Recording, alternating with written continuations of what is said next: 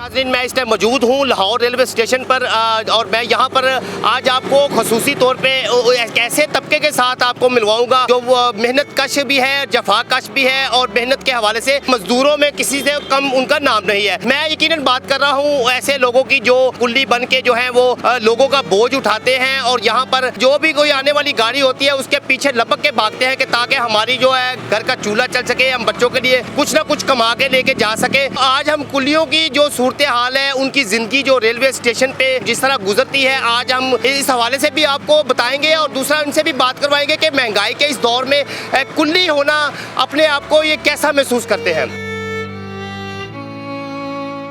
Lahore railway station पर एक बुजुर्ग कुल्ली जो है जिनको 50 साल से जायद हो गया यहाँ पर लोगों का बोझ उठाते हुए, आज हम इनसे बात करेंगे, इनसे पूछेंगे कि वो कुल्ली बन के क्या अपनी लाइफ से मुतमिन है और दूसरा महंगाई के जिस दौर में कुल्ली बनना क्या बेहतर है। नहीं जी, बहुत महंगाई है, रोटी नहीं लभदी। इत्थे सुबह आने शाम तक 100 रुपया नहीं लभदा। 100 रुपया मेरा आने जाने का किराया लग जाता है। मकान का किराएदार हाँ, मकान का किराया 4-5 महीने का वो नहीं दे सकते, बिजली के बिल आते हैं वो नहीं दे सकते।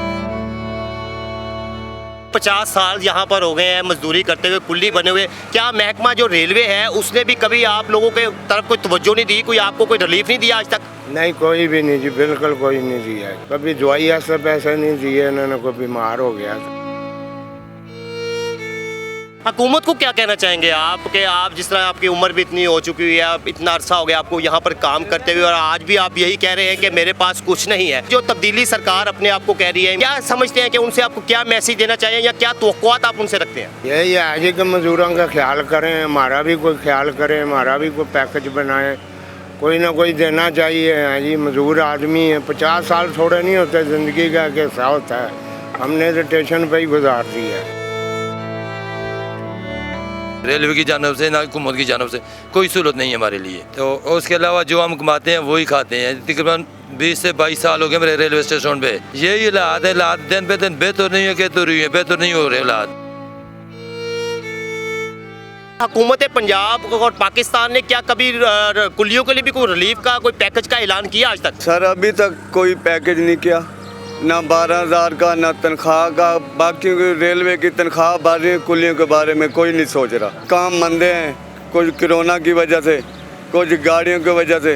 हमारे भी बच्चे हैं, हम भी चाहते हैं कि उनके कपड़े बना लें।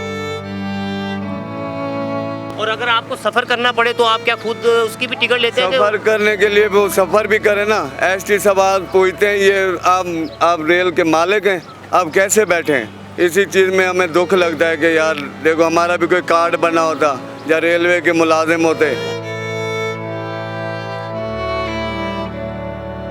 जी, दूसरों का बोझ उठाने वाले आज मुआशी तौर पे जो कुल्ली हैं वो अपना बोझ उठाने से कासर हैं, जिनका कहना यही है कि महकमा रेलवे और हुकूमत पाकिस्तान, खसूसी तौर पे वज़ीर आज़म पाकिस्तान कुल्लियों की बेहतरी के लिए और रिलीफ के लिए कुछ ना कुछ महंगाई के इस दौर में रिलीफ दें और कोई ना कोई पैकेज का ऐलान करें ताकि वो अपने बच्चों के साथ आसानी के साथ ज़िंदगी बसर कर सकें।